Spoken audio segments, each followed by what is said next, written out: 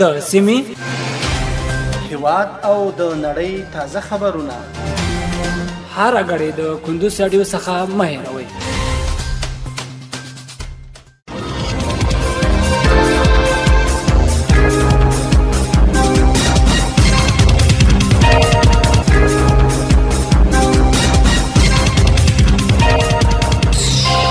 السلام علیکم. د کندوز رادیو درنو اوریدونکو ستړي مشئ. پامړم د کندوز رادیو څخه د دې تازه او مهمو وروستۍ خبرونو ته. نن شنبه د 2023 میلادي کال د اپریل د میاشتې 28 نیټې سره سمون لري. روانه خبري سات درته زه سیر احمد سهیل وړاندې کوم، خو په سر کې هم د څو مهمو خبرونو سرټکی.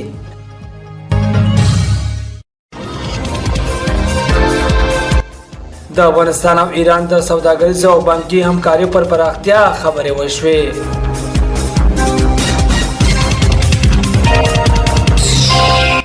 یو چینایي شرکت د باغداري برېښنا بند پر رغولو پانګونه کوي.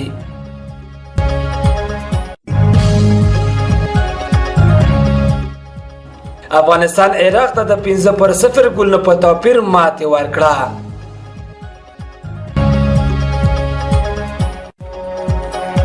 او د خپلواک حکومت غوښتنه حماس خپلې وسلې پر ځمکه ږدي.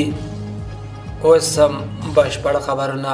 د افغانستان او ایران د سوداګریزو او بانکي همکارۍ پر پراختیا خبرې وشوې. د افغانستان بانک سرپرست هدایت الله بدری د ایران اسلامي جمهوریت د ولسمشر ځانګړي استازي په کابل کې د ایران له سفیر حسن کاظمي قومي سره وکتل. د افغانستان بانک په خبره شوی خبرپاڼه کې ویل شوی چې په دې کتنه کې دواړو هیوادونو د سوداګریزو او بانکي همکارۍ پر پراختیا خبرې شوې دي. د افغانستان بانک سرپرست د هیوادونو ترمنځ د سوداګریزو او بانکي اړیکو پراختیا ارزښتناکه بللې او په دې برخه کې د افغانستان بانک اړخ او قوانینو مقرراتو په رڼا کې د پوره همکارۍ ژمنه کړې ده. هغه ویل چې د هیوادونو ترمنځ د غوره بانکي اړیکو شتون د سوداګرو لپاره اړینې اسانتیاوې رامنځته کوي او د افغانستان بانک ژمن دی چې په هیواد کې په نړیوالو معیارونو د برابرولو بانکي خدمتونو د وړاندې کولو لپاره زمینه برابره کړي. په کابل کې هم د ایران سفیر د موضوع اړوند خبرې کړي او په یاده برخه کې د همکارۍ ډاډ ورکړی دی.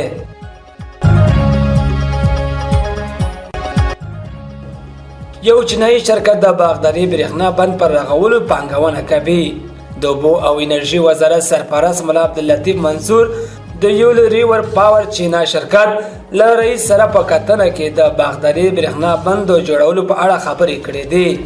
باختر اژانس د اوبو او انرژي وزارت د معلوماتو له مخې په دې کتنه کې د شرکت رئیس ویل چې چمتو د کاپیسا د باغداري برېښنا بند پر رغولو پانګونه وکړي.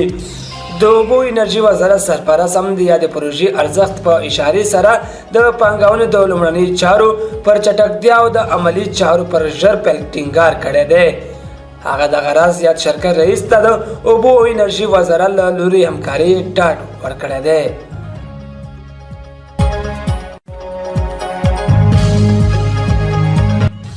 افغانستان عراق ته د 5-3 ګولونو په توپیر ماتې ورکړه. د 2023 اسیا جام فوټسال سیالۍ په پلی آف پړاو کې افغانستان فوټسال ملي لوبډلې عراق لوبډلې ته د 5-3 ګولونو په توپیر ماتې ورکړه. د اولمپیک ملي کمیټې او سپورټ عمومي ریاست ویلي چې د یادو سیالیو پلی آف پړاو ته د افغانستان په ګډون عراق، ویتنام، قرغیزستان لوبډلو لاره موندلې وه چې افغانستان فوټسال لوبډلې د عراق فوټسال لوبډلې ته ماتې ورکړه او ویتنام به د قرغیزستان په وړاندې د سیالۍ ډګر ته کډه شي. هیله ده نه وي چې افغانستان لوبډله به د ویتنام او قرغیزستان لوبډلو ترمنځ د سیالۍ ګټونکي لوبډلې سره د راتلونکي یکشنبې لوبه کوي.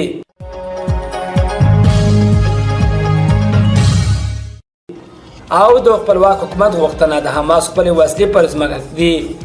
د حماس غورځنګ یو مهم سیاسي مشر خلیل الحیا له اسوسییټ پریس سره خبرو کې ویلي چې سیونیست پوځونه په غزه کې د حماس غورځنګ او نورې فلسطیني جهادي ډلو پر وړاندې په بشپړه توګه پاتې راغلي او تر اوسه نه دي توانېدلي چې اقلاً دغه غورځنګ 100 سلنه تاسیسات او نظامیان له منځه یوسي. نوموړي ویل چې حماس غورځنګ په لویدیځه غاړه او غزه کې د یو بشپړ خپلواک فلسطیني حکومت د رامنځته کېدو غوښتونکي دي او دغه چاره د خبرو لاره تر سره کېدای شي.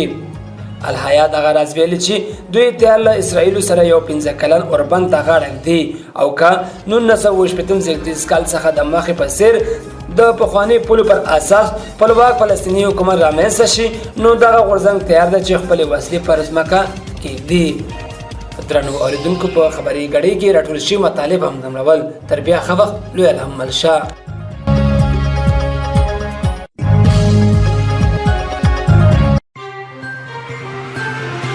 د سیمې هیواد او د نړۍ تازه خبرونه هر غړي د کندوز رادیو څخه مه هېروئ.